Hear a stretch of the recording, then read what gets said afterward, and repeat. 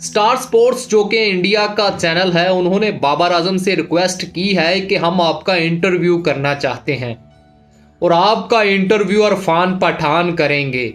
लेकिन बाबर आजम ने आगे से इनकार कर दिया और इरफान पठान ने कहा कि मैं खुद बाबर आजम से बात करता हूं इंटरव्यू के बारे में।